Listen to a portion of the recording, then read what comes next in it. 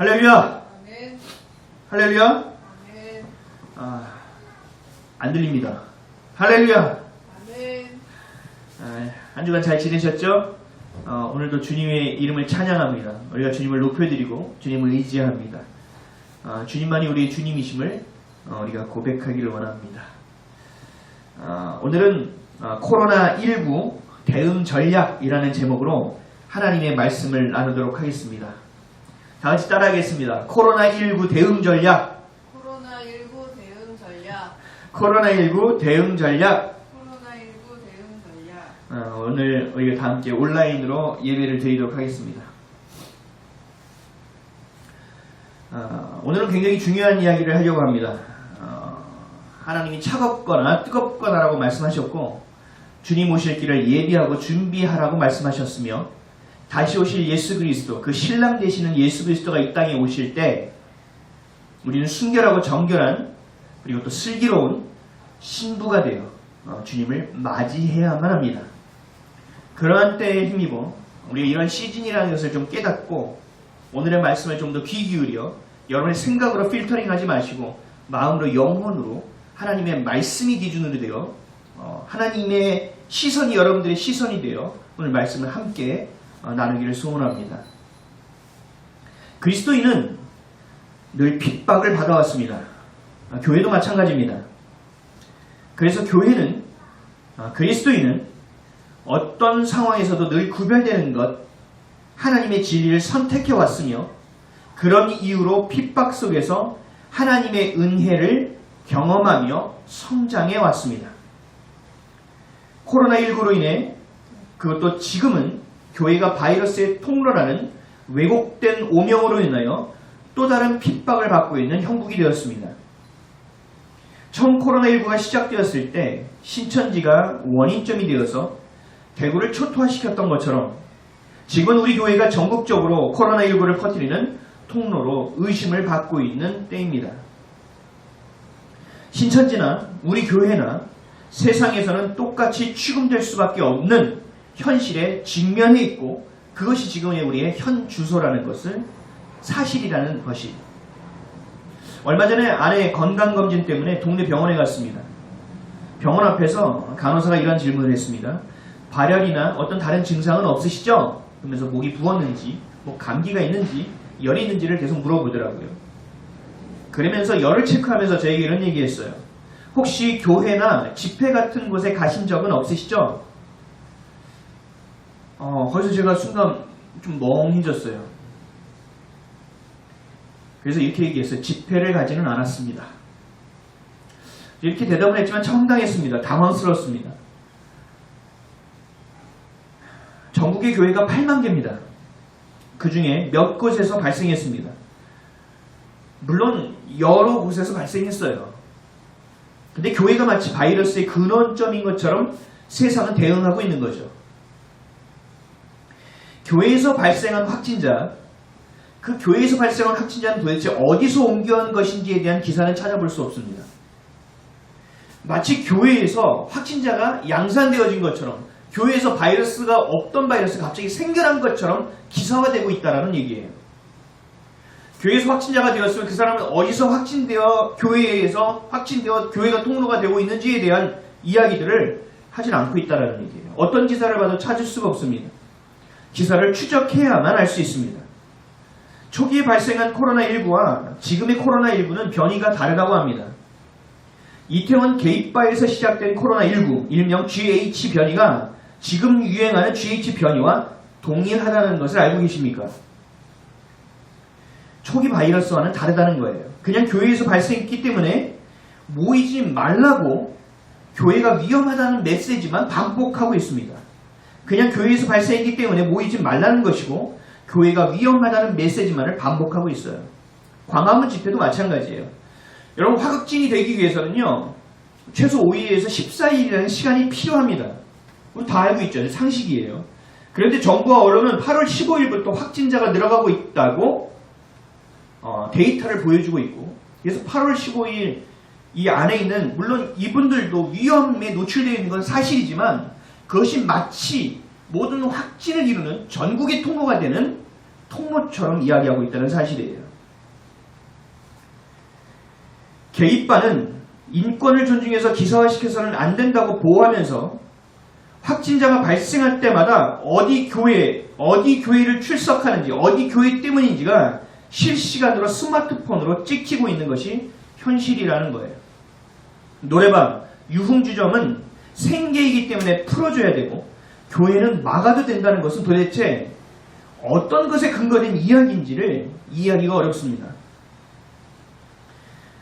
제가 이야기하는 것은 그냥 반론을 제기하는 것이 아니에요. 이 모든 것이 그냥 흘러가는 이야기가 아니기 때문에 그렇습니다. 사상적 흐름이 그렇습니다. 그렇기 때문에 하나님이 주신 개인의 자유와 신앙의 자유, 그리고 가장 굳건해야 할 가정이라는 가치를 부족하다는 이유로 폄훼하고 전체주의적 관점으로 획일화시키려는 사상적 흐름이 걱정되기 때문에 말을 꺼낸 것입니다. 핍박이 이루어지는 것은 단순히 바이러스를 조심해야 될 곳으로만 이야기하는 것이 아니기 때문에 그래요. 여러분, 네오막시즘이라고 들어보셨습니까? 휴머니즘과 마르크스주의가 결합된 사상입니다. 자본주의를 경계하고 개인의 자유를 통제하며 가정이 아닌 동성애와 같은 것을 지지함으로 가정을 해체하고 사유를 폐기하고자 하는 사상이 지금 우리가 살아가는 삶의 생태계적 환경으로 이루어지고 있다는 사실을 여러분들 알고 있어야 돼요. 제가 정치를 이야기하는 것이 아니에요. 정치는 이야기하고 싶지도 않아요. 하나님이 만드신 것을 거꾸로 사용하고 무너뜨리고 있는 그들의 주장, 그들의 사상, 그들이 하고 있는 사명의 중심이 지금 이 모든 생태계를 이루고 있고 사상적 흐름을 만들고 있기 때문에 그렇습니다. 정치 이야기가 아니고 우리가 살아가고 있는 지금, 여러분이 살고 있는, 저와 함께 살아가고 있는 지금 이 시즌이 어떤 시즌인지를 알아야 한다고 제가 말씀드리는 거예요. 세상 사람들은 코로나19를 이용해서 교회를 핍박하고 자신들의 사상으로 법을 만들어내고 또 교회가 너무나 무식하고 무지하게 보여져 믿는 사람들조차도 교회를 손가락질하고 교회를 폄하하는 것에 함께 동참하지 않으면 안 될 수밖에 없게끔 만들어내고 있고 또 자신들의 사상을 법으로 만들어내고 그것을 우리의 삶에 적용시키는 데 혈안되어 있고 열정을 쏟아붓고 있습니다. 코로나19를 잘 활용하고 사용하고 있다는 거죠. 그런데 우리는, 교회는, 그리스도인들은 코로나19만을 바라보면서 이것을 통해 하나님이 이루실 일을 바라보지도 않고 기도조차 하지 않고 그냥 두려워하고 그냥 정부의 시책만을 따라가고 있다는 사실이에요. 하나님의 관점이 어디 있는지, 하나님의 시선이 어디 있는지, 하나님의 뜻이 어디 있는지를 묻지 않고 생각하지 않고 기도하지 않고 그냥 노출되는 언론과 노출되는 생각과 내가 지금까지 해왔던 마음과 그 틀로 이 모든 것을 재단하고 평가하고 판단하고 있다는 것이 지금 우리 그리스도인들의 현실이라는 거예요. 준비해야 할 시즌입니다. 대비해야 될 시즌입니다. 그럼에도 내가 원하는 신앙생활에 멈춰있는 우리의 상태가 지금 이 코로나19로 인하여 여실히 드러나고 있습니다. 어떤 대형교회 목사님은요, 성도들에게 이렇게 얘기하더라고요. 제가 정말 놀랐어요. 우리 교회는 안전합니다. 우리 교회는 방역 조치를 잘하고 있습니다. 일부 언론이 이야기하기는 잘못된 보도, 이 오도에 속지 마십시오. 잘 준비하고 있으니 여러분 온라인 예배를 마치고 우리 교회에서 봅시다. 이 목사님께서 하신 말씀 중에 여러분 잘못된 것이 뭔지 좀 감이 오시나요? 아니면 맞는 말 같으신가요? 코로나19로 인해 우리가 해야 할 일이 뭐예요 도대체? 지금까지 안전하게 신앙생활을 했던 것, 내가 하나님의 자리를 차지하며 살아왔던 것, 내가 원하는 대로 하나님의 말씀을 내 삶에 끼워 맞추며 살아왔던 것, 하나님이 주님이 아니라 그저 나를 돕기 위한 존재로만 여기고 살아왔던 것, 지금껏 주신 것, 행하신 것이 모두 하나님의 은혜였음을 잊었고 그러므로 감사까지도 놓치고 살아왔던 것을 회개하는 일이 되어야 합니다. 코로나19는 마지막 시즌이라고 알람을 우리에게 울려주신 거예요. 경종을 울려주신 건 아닙니까? 지금과 같은 상황은 뭐예요? 마치 마지막 시즌이 온 것처럼 알곡과 쭉정이 가라지를 구분하시겠다는 하나님의 말씀이 실현되는 것으로 여러분들 보이지 않으십니까? 교회에 코로나19 확진자가 없다, 방향을 잘하고 있다. 다시 교회에서 보자. 우리 이전처럼 예배를 함께 드리자. 아니죠. 이전처럼 드리는 예배로 돌아가서는 안 되죠. 초대교회로 돌아가 하나님이 원하시는 예배를 드려야죠. 정결하게 순결하게 다시 오실 그리스도를 기다리는 예배를 드려야죠.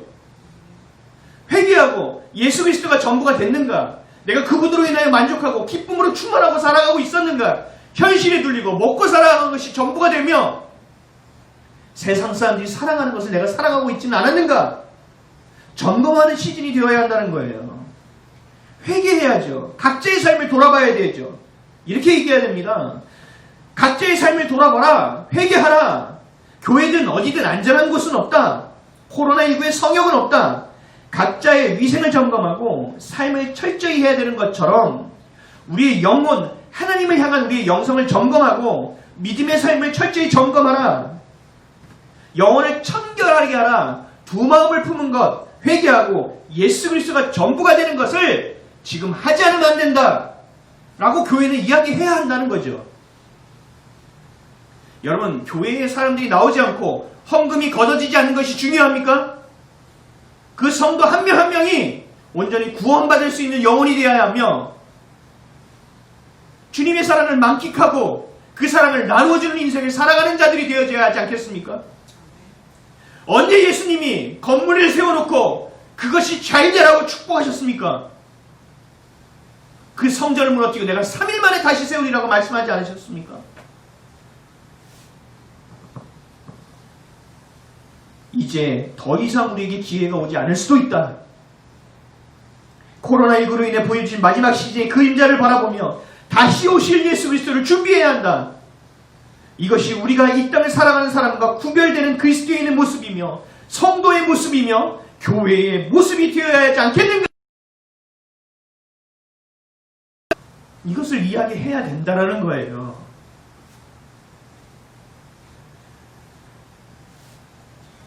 예배를 목숨 걸고 지키는 교회도 있습니다. 제가 지난주 아침에 보내드린 바이블톡의 내용에 반감을 가지신 어떤 장로님께서 제게 문자를 보내셨어요. 그 제 바이블톡 내용 중에 어떤 내용이 있었냐면 우리 교회도 정부 시책에 따라 2주간 온라인 예배로 드립니다. 안타깝지만 겸손히 겸허히 회개하는 마음으로 그렇게 하겠다라는 내용이 들어있었거든요. 근데 장로님께서 그걸 보시고 이렇게 보내주셨어요. 제가 한번 읽어드릴게요. 그대로. 여러분들 같이 예배 드리는 거 맞죠? 염려스러운 점도 있지만 이길 수 있는 능력을 나의 하나님께서 주심으로 거룩한 주의를 내 몸을 들여 예배 드려야 된다는 것을 믿고 있습니다. 세상 것으로 믿음을 약하게 하여서는 주님께서 기뻐하시지 않을 것입니다. 지난 3월 코로나가 시작될 때 카톡으로 예배를 드리고 성전 예배를 드리지 않는다고 하여 10년 이상 출석하던 교회를 떠났습니다. 어떤 상황에서도 주일 예배를 드려야 한다고 믿습니다. 이렇게 저에게 보내오셨어요. 놀라운 신앙입니다. 정말 놀라운 신앙입니다. 하지만 방향이 틀렸습니다. 코로나19는 세상의 것이 아닙니다. 하나님이 우리에게 준비시키기 위해, 깨우기 위해, 돌이키기 위해 주신 거죠. 코로나19도요, 여러분 하나님의 컨트롤 안에 있습니다.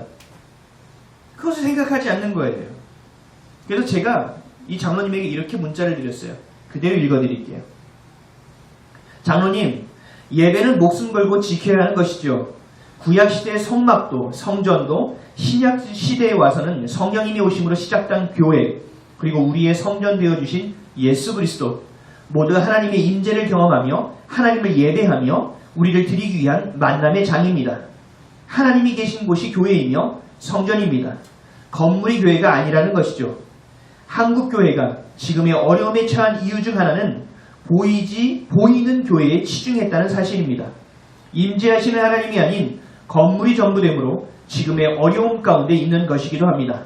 모이는 교회도 중요하지만 흩어진 교회로서 마지막 때를 준비하게 하시는 하나님의 뜻도 읽을 수 있어야 한다고 생각됩니다. 하나님의 마음을 아는 것에서 시작되어야 합니다. 핍박의 시대를 준비해야 할 때입니다. 장로님. 이렇게 보내드렸습니다. 코로나19에 대한 해석이 각 교회, 개교의 중심적 해석이 돼서는 안 됩니다. 나 중심적 해석이 되어서도 안 됩니다. 하나님의 관점으로 바라봐야 합니다. 성경도 내가 필요한 곳만 찾아 있는 사람이 이단이 되고 사이비가 되는 거예요. 왜요? 하나님의 말씀은 코에 걸면 코걸이, 귀에 걸면 귀걸이처럼 보이거든요. 하지만 성경은 구속사적 관점, 예수 그리스도가 우리를 구원하시기 위해 이 땅에 오실 것이고, 이 땅에 오셨고, 우리를 위하여 죽으시고 부활하셨고 다시 오실 것이다. 이런 관점으로 읽지 않으면 성경은 절대로 해석되지 않습니다. 내게 벌어지는 일도 마찬가지며, 내게 있는 문제도 마찬가지며, 코로나19로 인한 모든 상황도 마찬가지입니다. 하나님의 관점으로 읽어내야 됩니다. 구속사적 관점으로 봐야 합니다. 그럴 때 가장 먼저 떠오르는 것이 바로 회개예요. 가장 먼저 떠오르는 것이 회개일 수밖에 없어요. 돌아보고 회개하지 않을 수 없어요. 여러분, 뉴스를 보고 확진자 현황을 보고 나라의 정책을 보며 회개하지 않아요. 하나님이 우리에게 마음을 주심으로만 회개가 가능하다는 사실이죠. 준비해야 합니다. 모이는 교회에서 흩어지는 교회로 준비되어져야 합니다. 교회에서 가정으로 그 제단의 불이 옮겨 붙어야 합니다. 교회에 세운 하나님을 향한 단이 각 가정마다 세워져야 합니다. 성막에서 365일 타오르는 등잔대와 그 분향단의 향기가 각 가정에서 일어나야 합니다. 온택트 시대에 온라인으로 예배는 드릴 수 있지만 온 마음을 다하여 전심을 다하여 진심을 다하여 드리는데 한계가 있어요. 영적으로 뚫어내고 어둠을 벗어내는데 한계가 있다는 것입니다. 그럼에도 이 또한 감사해야 될지도 모르겠습니다. 왜냐하면 앞으로 온라인 예배도 하지 못하게 될 수 있는 상황이 언제든 올 수 있기 때문에 그렇습니다. 여러분, 그 시작이 뭔지 아세요? 차별금지법이에요. 제가 앞서 말씀드린 네오막시즘이라는 사상이 가져온 것 중에 하나가 바로 차별금지법이에요. 차별 없는 세상, 굉장히 휴머니즘적이고 인간미가 넘치고 굉장히 선하게 보이시죠? 결국은요, 가정을 해체하는 가장 기본적인 틀이 바로 차별금지법이라는 사실을 아셔야 돼요. 남녀 간의 역할과 모습을 혼용하게 만듭니다. 그래서 가정의 틀을 깹니다. 그리고 성적인 것이 마치 모든 사랑을 담고 있는 것처럼, 이 성적인 것이 결혼의 전부인 것처럼 만들고 부추겨서 하나님의 자녀로서의 개인의 신앙과 자유를 다 빼앗고 전체주의적 초속으로 가려는 시작점임을 여러분들 아셔야 돼요. 차별금지법을 보면요, 사람들이 막 설명하죠. 괜찮은 거라고. 아니요. 여러분 속아서는 안 돼요. 여러분들의 생각으로 판단하지 말라니까요. 하나님의 말씀의 진리의 기준으로 보고 그것을 판단하셔야죠. 이 차별금지법은 분명히 말씀드리지만 가정을 해체하는데 그 목적이 있다는 사실을 아셔야 됩니다. 사랑하는 성도 여러분, 저와 여러분은 마지막 시즌을 살아가고 있습니다. 2000년부터 계속 말세라고 하는데 뭘? 아니요. 슬기로운 다섯 처녀처럼 늘, 매일, 항상 기름을 준비해두지 않는다면 어떤 때에 재림하셔도 여러분은 탈락하게 될 것입니다. 하나님이 다스리라고 맡겨주신 지구가 파괴됐습니다. 파괴되고 있습니다. 곳곳에서 기상이변이 속출하고 있습니다. 올 여름만 보더라도 재작년처럼 더울 거라고 예보됐죠. 그러나 장마가 무려 며칠 정도 됐습니까? 거의 60일가량 장마가 있지 않았습니까? 끊이지 않는 전쟁과 기근, 여기까지만 봐도 제가 긴장하지 않아요. 근데 창세기에 쌓아올린 바벨탑, 이것은 지금 우리가 쌓아가고 있다는 사실을 여러분 아십니까? 우리는 사상으로, 전체주의로, 왜곡된 사랑과 인권으로 진보라는 아름다운 단어를 사용하면서 하나님을 대적하며 바벨탑을 쌓고 있다는 사실을 여러분 알고 계십니까? 외국에서는요, 동성애가 질병이라는 코드가 지워지고 있습니다. 사라지고 있어요. 왜요? 당연시되고 있다는 사실입니다. 과연 인간이 어디까지 하나님을 대적하고 어디까지 바벨탑을 쌓을지 정말 두려운 오늘을 우리는 살아가고 있습니다. 마지막 시즌을 살아가는 것은 어려운 일이에요. 결코 쉽지 않습니다. 그럼 우리 자녀 세대는 어떨까요? 더 알겠죠. 매일처럼 주님을 부르짖지 않으면 살아갈 수 없고 숨조차 쉴 수 없는 어려운 시대에 살아가야 될 것입니다. 그럼 가르쳐야 됩니다. 말로요? 아니요. 삶으로 가르쳐야 됩니다. 코로나19로 인해 모든 영역마다 국가와 인종을 넘어 초유의 사태를 경험하고 있는 오늘 우린 깨닫고 가르쳐야 합니다. 우리가 살아내야 됩니다. 마지막 시즌을 하나님의 자녀답게, 성도답게, 교회답게 살아내야 된다는 것입니다. 분명하잖아요. 여러분, 내 생각을 의지하는 것을 믿을 수 없다는 거. 내가 보는 것이 진실이 아닐 수도 있다는 거. 모든 사람이 가는 길이라고 하더라도 잘못된 길일 수 있다는 거. 그러면 아셔야 된다는 거죠. 그래서 우리가 마지막 시즌에 할 수 있는 것은 진리를 붙드는 일이에요. 성령님과 친밀한 교제를 나누는 일이에요. 예배하기를 멈추지 않고 기도하고 고백을 놓치지 않는 일이에요. 우린 다른 것 할 수 있는 것이 별로 없어요. 그리고 이렇게 하기 위한 전략이 필요합니다. 오늘 본문 말씀이에요. 로마서 12장 21절 말씀이에요. 다 같이 읽겠습니다. 시작. 악에게 지지 말고 선으로 악을 이기라. 아멘. 사랑하는 성도 여러분, 이것이 하나님이 우리에게 주신 전략입니다. 어떤 전쟁도 전략 없이는 이길 수 없습니다. 열정과 맹목적인 것으로는 이길 수 없어요. 승리를 담보할 수 없다는 것이죠.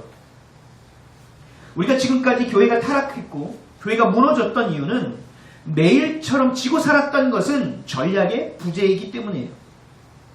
하나님은 우리에게 선으로 악을 이기라고 말씀하고 있습니다. 선으로 악을 이기라는 것은 단순해요. 쉽게 풀어서 얘기하면 타협하지 말라는 거예요. 대충 살지 말라는 거예요. 성도답게, 교회답게, 하나님의 자녀답게 살라는 거예요. 1592년 조선 선조 때 일본의 풍신수길은 일본을 통일하고 우리나라를 쳐들어왔습니다. 한양과 도성을 비롯해 조선 8도를 유린했습니다. 어떤 통계 자료를 보면 조선의 3분의 2를 완전히 도륙했다고 나오더라고요. 이들은 그냥 침범한 것이 아닙니다. 철저한 전략과 책략, 군사와 군량으로 무장하고 들어왔습니다. 조선은 어땠죠? 안일했습니다. 돈으로 신분을 사고 뇌물로 자리를 만들고 삶을 연명했던 조선입니다. 그리고 신분제도로 인해 인물이 나올 수 없었던 조선입니다. 이때와 지금의 우리나라 대한민국이 지금 우리 한국교회가 무엇이 다를까? 안일하게 교회의 외연만을 키워오며 경쟁하듯 교세만을 키운 교회. 이게 지금 선조가 있었던 조선과 무엇이 다른가? 구한말 외세의 침략 안에서 있었던 태원군과 고종과 무엇이 다른가? 세상의 돈과 권력이 너무 좋아서 교회에서는 장로 권세 집사이면서 세상에 나가서는 돈으로 사람을 사고 뇌물로 연명하고 있는 성도들. 이들이 무엇이 다른가? 신분제도와 같이 기득권을 잡은 사람들이 노블리스 오블리제로 책무를 다하고 백성을 사랑하는 것이 아니라 군림하고 기득권을 놓치지 아니하는 자들, 그리고 그 기득권을 지키기 위해서 법을 만들어내고 있는 우리나라, 그 기득권층에 있는 자들이, 수많은 자들이 그리스도인이라고 자신은 교회에 출석하고 있다고 이야기하는 지금의 현실.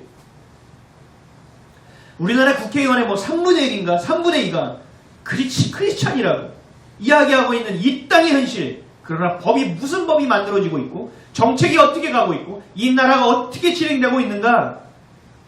임진왜란 때 그 선조 있을 때의 조선과 대원군 때의 구한말 조선과 지금의 한국교회와 이 대한민국이 무엇이 다른가? 지금의 한국교회는 그 비슷한 수준을 넘어 너무나 일치되는 같은 길을 가고 있다는 사실이 우리를 경악해 하고 있습니다. 이런 전쟁 가운데 조국을 탈환할 수 있는 계기를 만든 사람이 있습니다. 바로 이순신 장군입니다.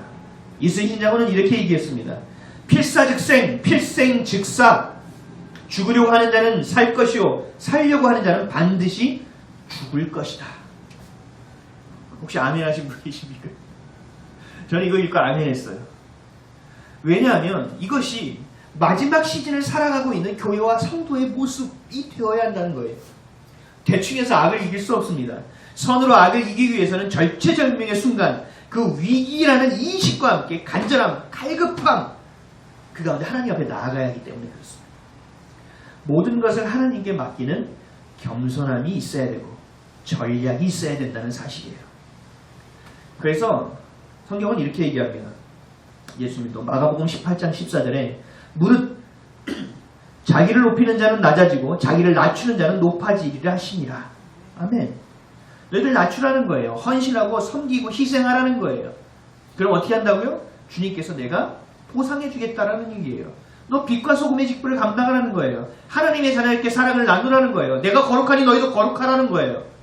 이게 하나님 주신 말씀이라는 거죠. 마태복음 16장 24절에서 25절도 똑같이 말씀하세요. 이에 예수께서 제자들에게 이르시되 누구든지 나를 따라오려거든 자기를 부인하고 자기 십자가를 지고 나를 따를 것이니라. 누구든지 제 목숨을 구원하고자 하면 잃을 것이요 누구든지 나를 위하여 제 목숨을 잃으면 찾으리라. 아멘. 여러분 이게 필생직사예요. 그 정신이라는 거예요. 이 위기 상황 가운데, 이 어려움 상황 가운데 어떻게 한다고요? 이 전쟁에 임하는 자세, 어떤 전략으로 나갈 것인가, 어떤 마음 상태로 싸울 것인가, 어떻게 대응할 것인가, 이게 분명하게 나와 있지 않습니까? 세상과 타협하지 말라는 거예요. 나 스스로를 부인하고 십자가를 따르는 인생이 되라는 거예요. 잃으면 잃으리라. 죽으면 죽으리라. 망하면 망할 거야. 나는 예수 그리스도 외에는 난 타협하지 않을 거야. 나는 다만 예수 그리스도로만은 살아가는 자로 내가 선택하고 결단할 거야. 지금 이 얘기예요. 이게 바로 선으로 악을 이기라는 얘기예요. 이 땅의 전부가 아님을 머리로만 아는 것이 아니라 삶으로 알고 삶으로 고백되어져야 한다는 것입니다. 이런 사람을 하나님 모른 척 하시겠습니까? 시편 116편 3절에서 8절에 이렇게 말씀합니다. 고백합니다. 길지만 한번 잘 들어보세요. 사망의 줄이 나를 두르고 수월의 고통이 내게 이르므로 내가 환난과 슬픔을 만났을 때에 내가 여호와의 이름으로 기도하기를 여호와여 주께 구하오니 내 영혼을 건지소서 하였도다. 여호와는 은혜로우시며 의로우시며 우리 하나님은 긍휼이 많으시도다. 여호와께서는 순진한 자를 지키시나니 내가 어려울 때에 나를 구원하셨도다. 내 영혼아 내 평안함으로 돌아갈지어다. 여호와께서 너를 후대하시니로다. 주께서 내 영혼을 사망에서 내 눈을 눈물에서 내 발을 넘어짐에서 건지셨나이다. 아멘. 이게 여러분들의 고백이 되어야 된다는 것입니다. 타협하지 않고 주님이 전부 되는 인생을 살아갈 때 우리에게 이러한 은혜가 우리를 후대하심이 우리를 건져주심에 하나님이 살아계심을 여러분의 오감으로 여러분의 영혼육으로 모든 것으로 경험하고 체험하고 누리며 살아가는 자가 되어진다는 거예요. 이것이 뭡니까? 코로나19를 대응하는 우리의 전략이에요. 세상을 우리를 핍박하고 조롱하고 우스갯거리로 만드는 세상을 향한 우리의 전략이 되어야 한다는 것입니다.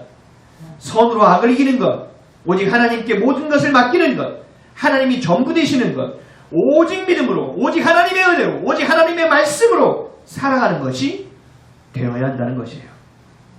이것이 마지막 시즌을 살아가고 있는 우리의 절실함이 되어야 합니다. 예배의 회복, 찬양과 기도의 회복, 이것이 바로 우리의 전략입니다. 아멘이십니까?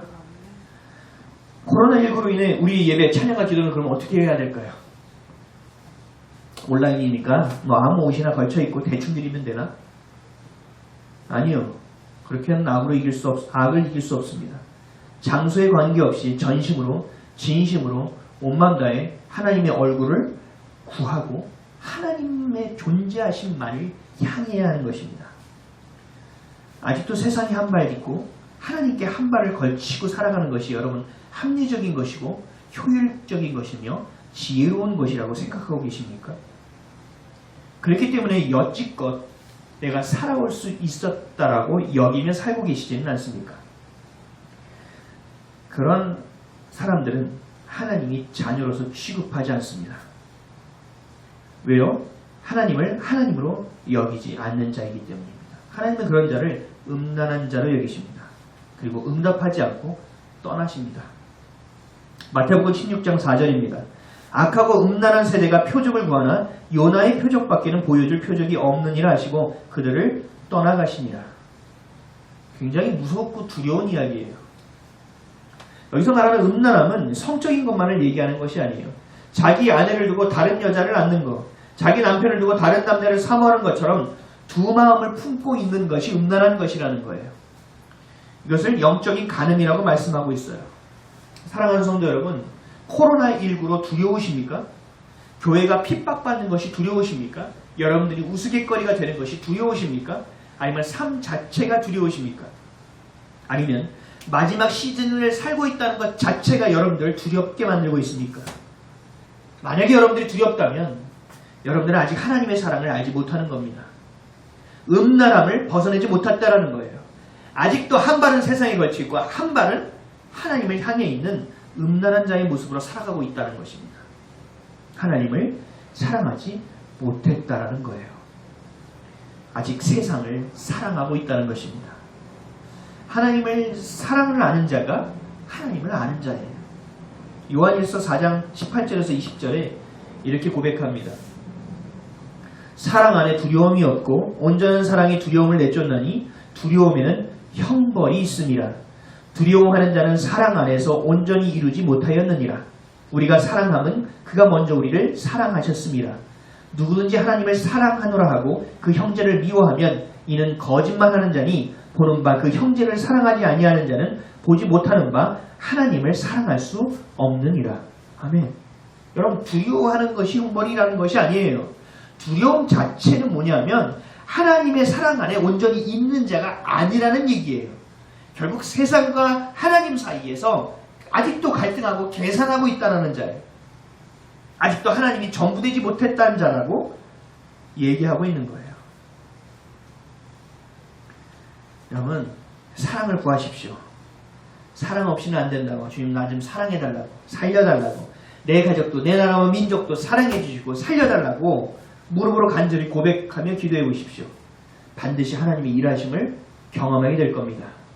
하나님이 이 환난을 유예시켜 주셔서 다시 기회를 주시든, 아니면 그 환난에서 믿는 자들을 건져 주시든, 아니면 그 환난을 미루어 주시든, 어떤 결과든 하나님이 주시는 긍휼의 열매를 경험하게 될 것입니다. 다시 말씀드리지만 코로나19로 인해 우리가 생각해야 될 것은 회개입니다. 돌이킴이에요. 진리. 하나님의 말씀을 따르지 않고 내 생각을 따른 열매. 하나님을 사랑하지 못하고 세상을 사랑한 열매. 하나님의 마음을 알지 못하고 내 멋대로 하나님을 섬긴 열매. 이 열매들이 주렁주렁 우리의 상 앞에 놓여 있고 나와 우리 자녀들이 그것을 먹고 있다는 사실을 여러분 기억해야 돼요. 멸망한 조선에는 회개함이 없었습니다. 다만 하나님의 긍휼하심으로 복음으로 다시 재건되어졌습니다. 임진왜란으로 인하여 팔도가 유린된 조선에는 회개가 있었어요. 전부는 아니더라도 있었어요. 바로 징비록이라는 것을 보면 알 수 있습니다. 징비록을 기록한 유성령은 이렇게 얘기했어요. 역사를 잊은 민족에게 미래가 없기에 징비록을 남긴다. 역사를 잊은 민족에게 미래가 없다. 수많은 핍박 가운데 다시 오실 예수님을 기다렸던 우리 믿음의 선배들, 우리는 그들이 기다린 그 때를 살아가고 있습니다. 성경에 그 징비록, 회개의 기록이 고스란히 담겨져 있습니다. 우리에게 징비록이 있습니까? 우리에게 회개가 있습니까? 여러분 각자에게 그 회개, 그 징비록이 있습니까? 저는 이렇게 얘기하고 싶습니다. 역사를 잊은 하나님의 백성에게 다시 오실 예수님을 만날 기회는 없다. 사랑하는 성도 여러분, 여러분 그 순간 그 찰나의 생각을 잘 선택하셔야 돼요. 그 찰나의 선택의 순간 그 결단은 여러분 평소에 마음에 무엇을 품고 있는지에 따라서 결정되어집니다. 매일처럼 내 안에 무엇을 채우고 살아가는가? 정말 내 안에 주인은 누구인가? 내가 무엇을 향해 가는가? 어디서 와서 왜 살며 어디로 가는지에 대한 본질, 내 부르심의 소망, 그 사명으로 살아가는 그 힘, 열정, 어디서 나오는가? 그것이 여러분들의 마음속에 담겨져 있다면 여러분들이 그 순간적인 선택과 결단은 오직 그리스도의 것이 될 것입니다. 음란함이 아니라 정결함이 되어질 것입니다. 그래서 이스라엘 백성들은 그 역사를 잊지 않기 위해서 오늘도 노력하고 있어요. 그것이 아주 절절하게 담겨있는 것이 신명기거든요. 여러분 한번 찾아보실래요? 신명기 6장 3절에서 19절 말씀이에요. 좀 길어서 한번 찾아보시죠. 신명기 6장 3절에서 19절이에요.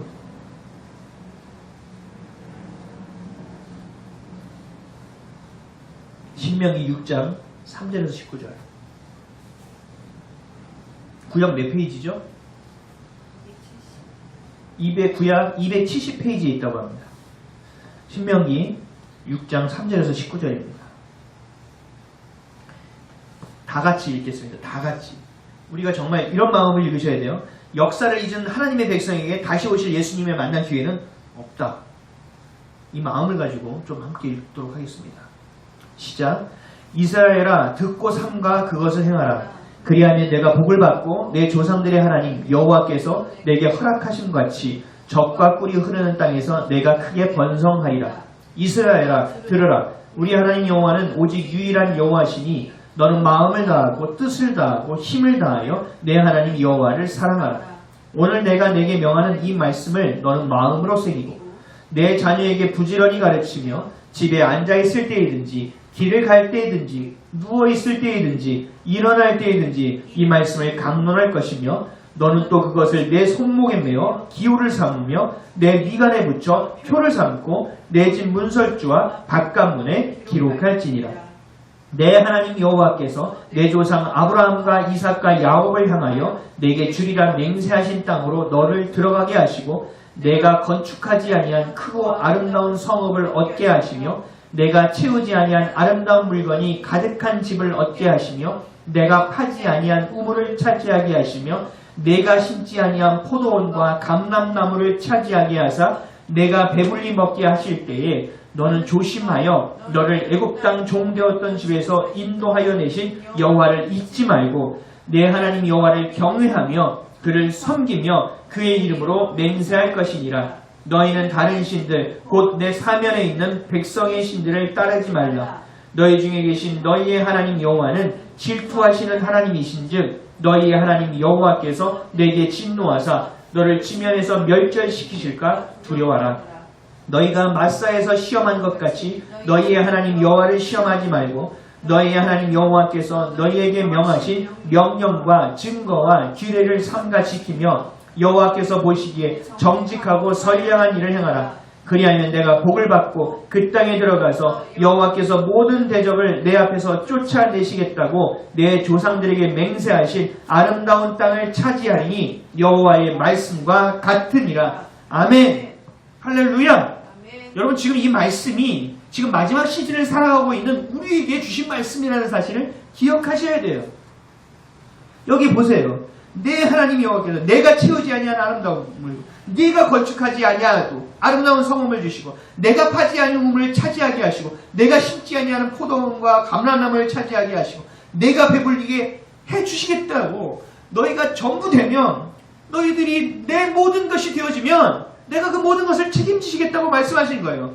하지만 너는 조심하여 이 모든 것을 행하신 여호와를 잊지 말라.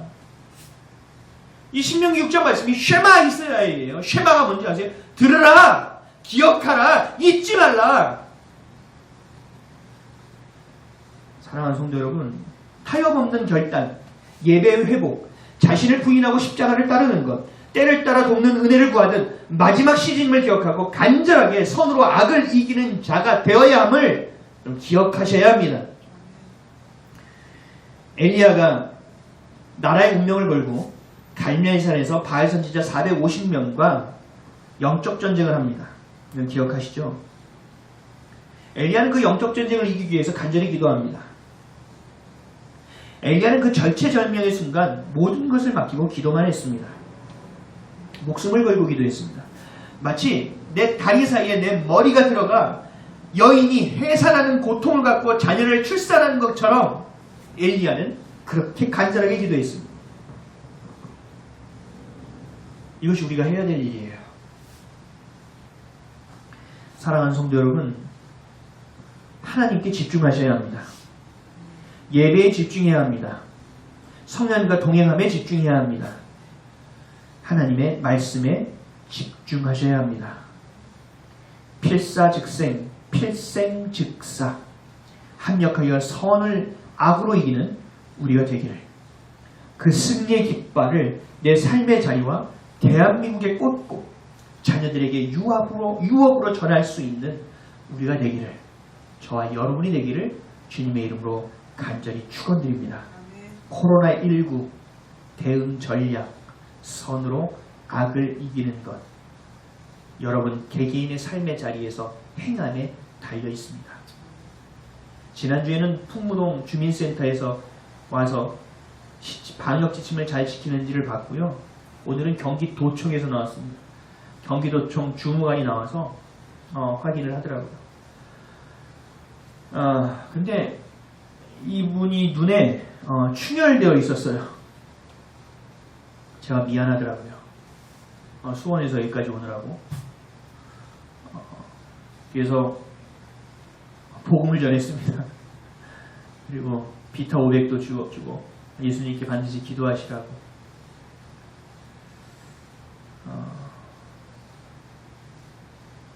사랑하는 성도 여러분,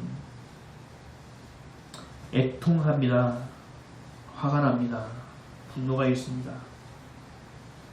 무엇이 옳고 그른지 분별하기 어려운 시대이며 사상으로 인하여 이 분단된 이 환경으로 인하여 조건으로 인하여 너무나 어렵습니다. 전 세계는 지금 사상의 전쟁에 빠져 있습니다. 전체주의와 자유주의 안에서 수많은 싸움을 해내고 있습니다. 우리나라도 예외가 아닙니다. 여러분 좀 더 거시적으로 역사를 바라보십시오. 그리고 하나님이 행하실 일들을 기대하십시오. 그리고 기도하십시오. 그리고 영적 전쟁에 기도를 참여하여 주십시오. 그리고 각자의 영적 전쟁에서 승전고를 울려주십시오. 그럴 때 우리의 대한민국은 다시 독립의 역사를 써나갈 것입니다. 다시 하나님이 복음으로 구한말 썩어 빠졌던 조선 다시 세워주셨던 것처럼 이 나라 다시 세워주실 것을 믿습니다. 이 나라가 땅끝까지 이르러 유대인에게도 그 복음을 전하고 다시 그리스도가 오실 것을 선포하고 나아갈 수 있는 정말 내가 무엇을 할 수 있을까? 하나님을 향하여 내가 무엇을 할 수 있을까? 내가 내 가족을 위하여 무엇을 할 수 있을까? 정말 기도하며 하나님의 시선에 내 시선을 맞추고 하나님의 마음이 내 마음에 가득 참을 경험하는 그러므로 그렇게 살아내는 삶의 예배해드리는 저와 여러분 되시기를 주님의 이름으로 간절히 축원드립니다. 기도하겠습니다. 사랑해 주님 고맙습니다. 오늘도 주님을 바라봅니다. 코로나19 대응 전략이라는 제목으로 하나님의 말씀을 보았습니다. 그 은혜 안에 있기를 소원합니다. 그 사랑 안에 있기를 소원합니다. 주님이 우리의 모든 것이 되어 주십시오. 모든 것이